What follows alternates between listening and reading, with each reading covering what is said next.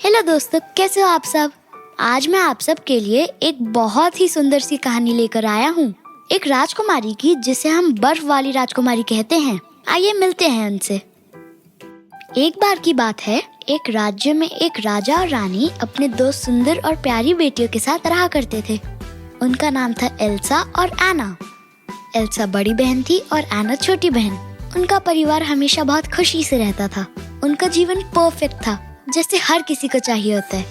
पर उनकी इस खुशियों भरी दुनिया में अचानक एक दिन एक तूफान आया।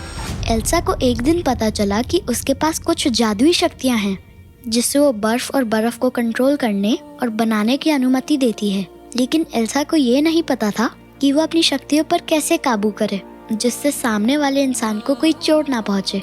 एक बार एल्सा और एना साथ में खेल रहे थे, तब एल्सा ने अपनी शक्तियों से एना को गलती से चोट पहुंचा दी। एना बहुत जोर से जमीन पर गिर पड़ी और बेहोश हो गई। एल्सा बहुत घबरा गई और एना से माफी मांगने लगी अपनी गलती के लिए। उसने एना से कहा कि उसका इरादा बिल्कुल भी उसे चोट पहुंचाने का नहीं था और मदद के लिए सिपाहियों को पुकारने लगी। तभी राजा और रानी वहां दौड़ते हुए आए और एना को जमीन पर गिरा देख बहुत घबरा गए। उन्होंने एल्सा से एना का बेहोश होने का कारण पूछा।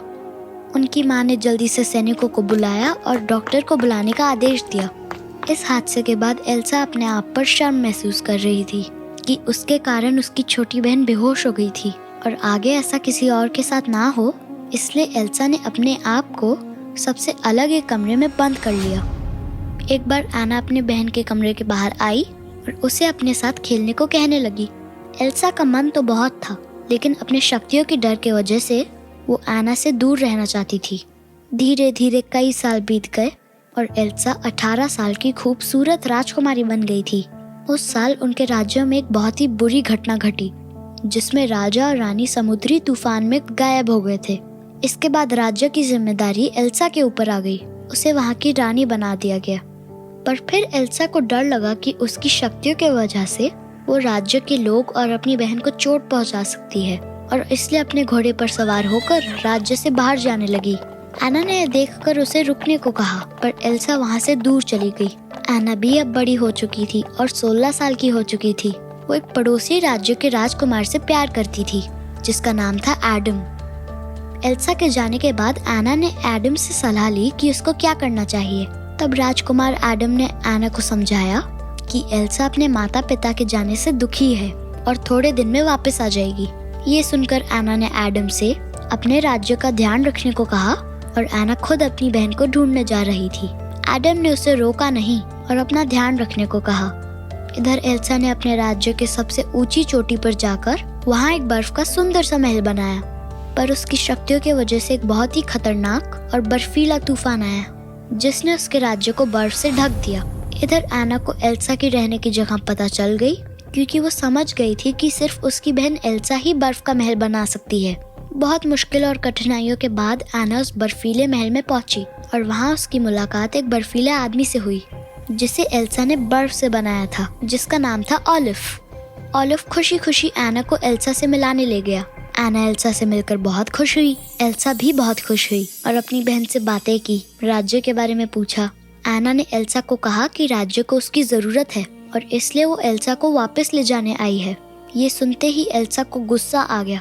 वो बोली कि वो वापस नहीं लौट सकती, क्योंकि उसकी वजह से राज्य को खतरा हो सकता है। ये सुनते ही एना बोली, तुम्हारे जाने के बाद सब कुछ बर्फ में दब गया है। तुम इस राज्य की रानी हो, तुम्हें अपने लोगों का ध्यान रखना होगा। ये बातें सुनते ही मानो एल्सा को बहुत बड़ा झटका लगा हो और वो अपने राज्य की ओर भागते हुए गई। ये सब देखकर एल्सा सोचने लगी, नहीं, ऐसा नहीं हो सकता। क्या मेरी शक्तियों ने राज्य को बर्फ में ढक दिया है? एल्सा की शक्तियाँ अब और बढ़ चुकी थी और उसके हाथों से बर्फ के टुकड़े निकलने लगे और उनमें से एक टुकड़ा एना को लग गया। चोट लगने के कारण एना को वहाँ से जाना पड़ा।